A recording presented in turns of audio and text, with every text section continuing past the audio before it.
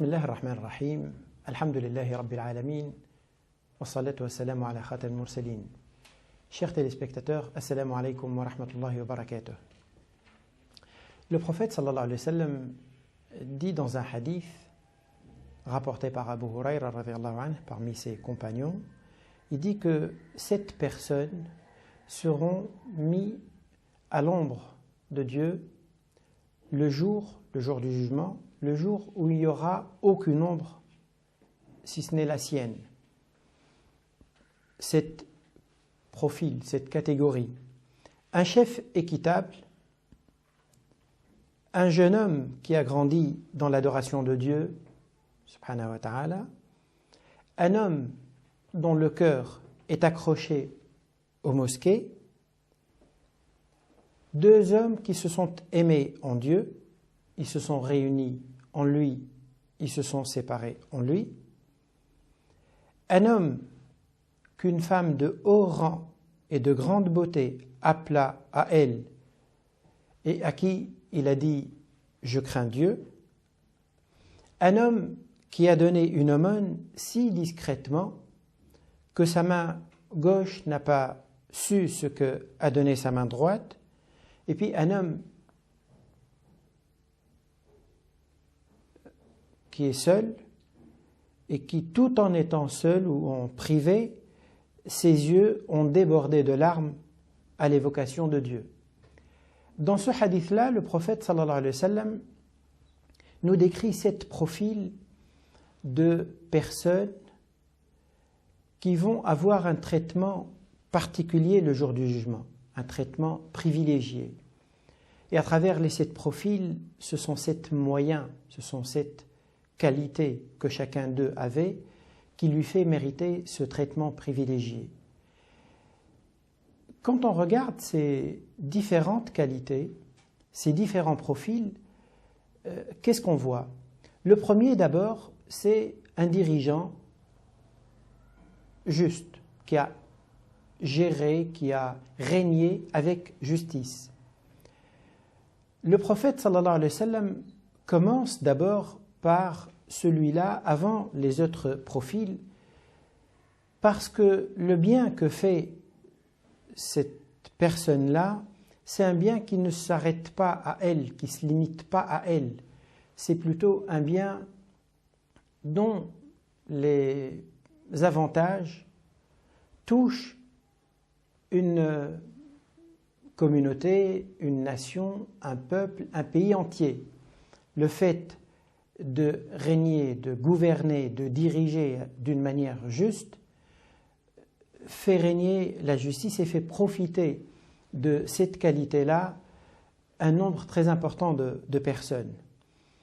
Et donc le prophète sallallahu alayhi wa sallam nous dit que la première personne qui mérite ce traitement privilégié, c'est une personne qui, malgré le pouvoir, elle arrive à réaliser qu'elle peut avoir des débordements, des facilités de se comporter d'une manière injuste, et elle ne succombe pas à la pression du pouvoir ou à la tentation du pouvoir, et malgré ça, elle arrive à se comporter d'une manière équitable et d'une manière juste.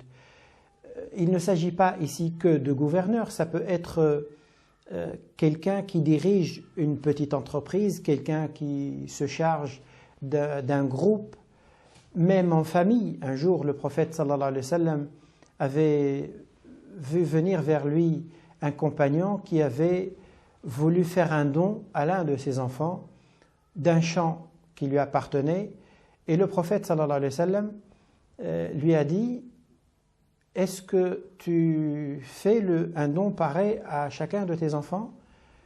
Et le compagnon lui répond: non, c'est juste celui-là à qui je vais faire ce don. Et le prophète sallallahu alayhi wa sallam lui répond: moi je ne témoigne pas d'une affaire injuste. Ne me demande pas à être témoin dans cette affaire, je ne veux pas être témoin dans une affaire injuste. Donc, même au sein de la famille, le père ou la mère ou la personne, en tout cas, qui a la responsabilité de gérer un groupe de personnes, quel qu'il soit, le fait de se montrer juste, équitable, est une qualité que le prophète sallallahu alayhi wa sallam met à la tête des qualités qui font mériter ce privilège-là. Le deuxième profil, c'est un jeune homme, disait le prophète sallallahu alayhi wa sallam, qui a grandi dans l'adoration de Dieu. Et le fait de spécifier, de préciser qu'il s'agit d'un jeune ici, parce que quand on est jeune, on est plus tenté par courir dans tous les sens, par répondre à toutes sortes de désirs, et c'est rare, ou d'habitude en tout cas, l'âge de la jeunesse, il est plus adapté dans la vie de tous les jours à l'amusement, au loisir, plus qu'au sérieux, plus qu'à une conscience du sens de la vie, du regard de Dieu et de l'effort pour se rapprocher et aller vers Dieu. Et donc celui qui sort de ce lot et qui s'inscrit même dans une minorité, celle qui fait l'effort d'aller vers Allah subhanahu wa ta'ala, eh bien Allah subhanahu wa ta'ala leur réserve un traitement privilégié le jour du jugement, et il leur accorde cette faveur d'être dans une attente déjà du jugement qui est plus agréable en étant à l'ombre, alors que le prophète sallallahu alayhi wa sallam nous apprend que le jour du jugement, le soleil se rapproche tellement de la terre ou de l'endroit sur lequel les gens se tiendront pour être jugés, que les gens seront trempés dans leur sueur. Donc ces catégories, ces profils-là, eux seront dans des conditions d'attente beaucoup plus favorables et beaucoup plus agréables. Le troisième profil, la troisième qualité, ce sont deux personnes. Ici, hommes, le prophète sallallahu alayhi wa sallam disait, mais ça peut s'appliquer aussi à deux femmes. Deux personnes qui se sont aimées en Dieu. Deux hommes entre elles, deux hommes entre eux, deux femmes entre elles, bien sûr, qui s'aiment en Dieu. Il ne s'agit pas de couple ici. Qui se sont aimés tellement Dieu, qui se sont réunis en lui, qui se sont séparés en lui. C'est-à-dire que il n'y a pas une affaire en commun, il n'y a pas un intérêt commun qui les réunit, ni un intérêt matériel, ni une origine commune, ni une raison terrestre commune. La chose qui les rapproche l'un à l'autre, c'est qu'ils partagent le même objectif, ils partagent le même amour à Dieu, ils partagent la même envie de cheminer vers Dieu.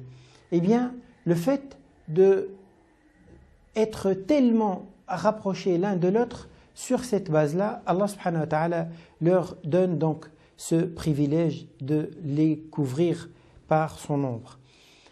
Le troisième profil,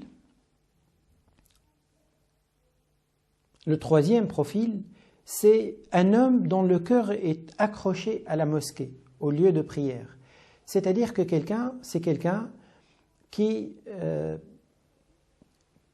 sa préoccupation première, son envie première, c'est d'être dans un endroit qui le rapproche d'Allah subhanahu wa ta'ala. Chaque fois qu'il fait la prière à la mosquée, il attend le moment d'y revenir. Là où il se trouve, dès que l'heure de la prière arrive, il est prêt à tout arrêter quand les conditions lui permettent, bien sûr. Il ne s'agit pas de quelqu'un qui se trouve dans des conditions professionnelles, par exemple, où il n'a pas cette possibilité. Il a des engagements qui font qu'il ne peut pas arrêter. Mais dès qu'il est libre et il gère son temps comme il l'entend, comme il le veut, dès que l'heure de la prière arrive, dès qu'il passe à côté d'une mosquée, que l'heure de la prière est proche, eh bien, il pense à rentrer et prendre part dans cette mosquée. C'est comme si quelqu'un s'attache à autre chose, à un autre lieu, un lieu où il se sent bien, un lieu de loisir, un lieu de sport, un lieu... Celui qui aime un endroit, il aimerait bien ne pas le quitter. Eh bien, cet homme-là, c'est quelqu'un qui aime les mosquées et qui ne veut pas les quitter. Le quatrième profil, c'est un homme qui a été invité par une femme d'un rang social important et d'une grande beauté qui, elle l'a invité à elle. Donc ils se sont proches, c'est très facile à lui de commettre un péché en dehors du mariage. Et malgré ça, il se rappelle la présence de Dieu et le regard de Dieu, et il dit « Je crains Dieu » et il refuse cette demande. Ça nous ramène à l'esprit la grande épreuve par laquelle était passé le prophète Youssef alayhi salam, qui s'est trouvé dans une situation semblable et qui, malgré ça, malgré sa jeunesse, malgré son célibat, malgré la facilité de la tentation, eh bien il a réussi, il a pu se tenir en pensant à Dieu et il a refusé la tentation. Celui qui fait cet effort-là, eh bien là aussi, Allah subhanahu wa ta'ala lui consacre un traitement privilégié et lui accorde une récompense particulière et il le met à côté d'un chef d'État juste ou d'un gouverneur juste, parce que l'effort également qu'il a fait, c'est un effort considérable. Celui qui, face à la tentation du pouvoir, arrive à rester juste et ne pas se laisser aller à la tentation, ne fait pas un effort différent de celui également qui se trouve face à une tentation très facile et très grande, et malgré ça, il arrive à tenir et à résister. Le sixième profil à qui Allah subhanahu wa ta'ala consacre également un traitement particulier, c'est un homme qui agit dans le bien, qui est généreux, qui est attentif aux besoins des autres et qui donne dès qu'il sent qu'il y a des gens dans le besoin, mais qui, en plus de sa générosité, en plus du bien, il a le sens de la... Il est conscient de la nécessité d'être sincère dans ses actions. C'est nécessaire de faire le bien, c'est bien de faire le bien, mais c'est encore plus important de le faire en n'attendant rien des êtres humains et en faisant sans attendre à ce qu'on reçoive même, ni des compliments, ni que les gens nous le sachent. Et donc, le profil que le prophète sallallahu alayhi wa sallam décrit ici, c'est quelqu'un qui a fait une aumône, mais qui l'a fait d'une manière tellement discrète que presque sa main gauche n'a pas vu ce que sa main droite a fait. Bien sûr, c'est une image, mais c'est pour nous dire que s'il est possible, quand vous faites un bien, de le faire de telle sorte que personne ne le voit, c'est beaucoup mieux pour vous et pour la valeur du bien et la sincérité du bien que vous le fassiez de cette manière-là. Sauf, bien sûr, si vous sentez que, en faisant un bien d'une manière publique ou d'une manière visible, de telle sorte que vous donnez l'exemple à quelqu'un d'autre ou à autrui, là, il n'y a pas de mal à le faire en public. Le fait que Allah subhanahu wa ta'ala insiste sur la sincérité, l'objectif c'est quoi? C'est qu'il veut que le moteur qui nous pousse au bien soit un moteur qui fonctionne toujours. Quand on est motivé pour le bien par le regard des autres, eh bien on ne le fait que quand on a le regard. Mais si on le fait indépendamment du regard, eh bien s'il y a des gens qui voient ou non, si on a un compliment ou non, peu importe qu'on soit en public ou en privé, notre motivation vers le bien, c'est la présence de Dieu. Et c'est la raison pour laquelle Allah subhanahu wa ta'ala veut qu'on fasse attention et on développe ce sens de la sincérité.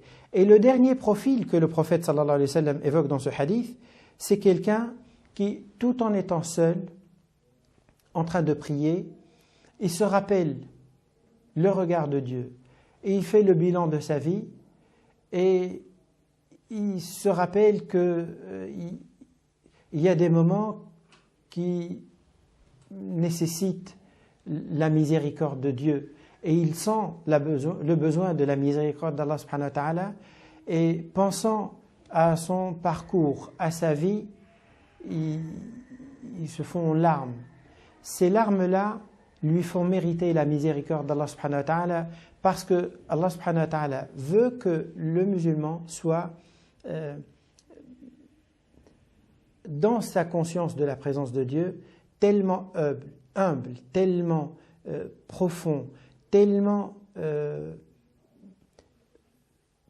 sincère, et même quand il est seul, il est capable de se remettre en question et d'espérer que Allah subhanahu wa ta'ala lui le comble par sa miséricorde. Wassalamu alaikum wa rahmatullahi wa barakatuh.